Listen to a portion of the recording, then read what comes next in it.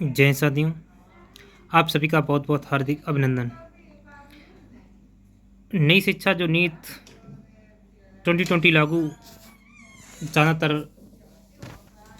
सरकार अब जोर दे रही है, तो उसके लिए क्या क्या बदलाव और उस पर ख़ास तरीके से लागू होंगे वो आपको जानकारी दे दें, जिससे आप भी उन बदलावों को जान सकें।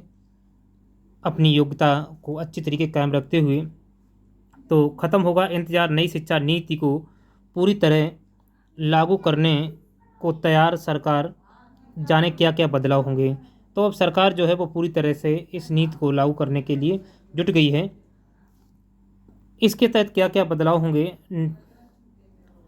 नई राष्ट्रीय शिक्षा नीति के प्रावधानों के अनुरूप विद्यालयीय शिक्षा से लेकर उच्च शिक्षा स्तर पर कई बदलाव किए जा रहे हैं। शिक्षा मंत्री ने सभी बदलावों को लेकर विभागीय स्तर पर मंथन शुरू कर दिया है। शिक्षा मंत्री पता ही होंगे कौन है। अरसे से लंबित शिक्षा सुधारों को गति देने की तैयारी हो रही है। इस कड़ी में भारतीय उच्च शिक्षा आयोग का प्रस्ताव अब जल्द संसद की तहलील तक पहुंच सकता। इस संबंध में विधेयक को कैबिनेट में मंजूरी के लिए भेजने की तैयारी शिक्षा मंत्रालय की ओर से पूरी कर ली गई है। यह जानकारी केंद्रीय शिक्षा मंत्री धर्मेंद्र प्रधान ने दी है। तो हमारे शिक्षा मंत्री धर्मेंद्र प्रधान हैं, उन्होंने इस जानकारी को दिया है। हालांकि कैबिनेट की मंजूरी और संसद में पेश करने के बाद भी सरकार इसे तुरंत पारित कराने की कोशिश नहीं करेगी, बल्कि सरकार का प्रयास होगा कि इसे संसदीय समिति के विचारार्थ भेजा जाए, जिससे इसकी सूक्ष्मता के साथ स्क्रूटनी हो जाए। सरकार आयोग के गठन से पहले व्यापक विचार विमर्श की प्रक्रिया पूरी कर लेना चाहती है। नई शिक्षा नीति के तहत बदलावों पर मंथन।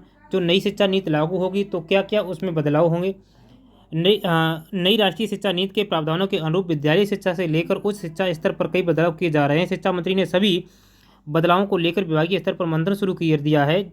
इसमें उच्च शिक्षा आयोग का गठन, उच्च शिक्षा को अंतर्राष्ट्रीय मानकों के अनुरूप बनाने, डिजिटल शिक्षा को प्रोत्साहित करने और विभिन्न बोर्डों के मानकों को समान बनाने के साथ परीक्षा और दाखिले से जुड़े सभी सुधार शामिल हैं।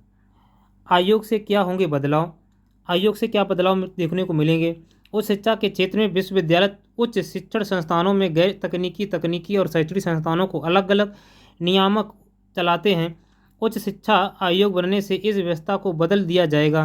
केंद्र सरकार द्वारा उच्च शिक्षा के अलग अलग विनियामकों तथा बजाय एक ही नियामक की स्थापना की तैयारी की जा रही है। यह आयोग देश में सभी गैर तकनीकी व तकनीकी उच्च शिक्षा संस्थानों के साथ साथ अध्यापक शिक्षा संस्थानों को विनियमित करेगा। इस कमीशन के अंदर मेडिकल और लॉ कॉलेज नहीं आएंगे।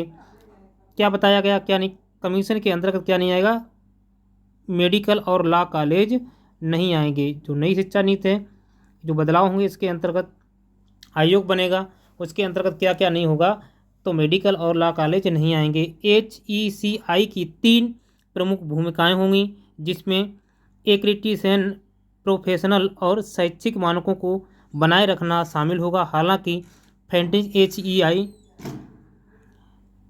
के अधीन नहीं होगी। अरसे से हो रहा इंतजार। इस नई शिक्षा पॉलिसी का बहुत समय से इंतजार हो रहा है।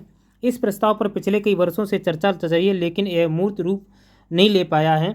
शिक्षा सुधारों के लिहाज से इसे काफ़ी अहम माना जा रहा है, लेकिन इसके दूरगामी असर को देखते हुए सरकार इसकी हर स्तर पर व्यापक समीक्षा कर लेना चाहती है।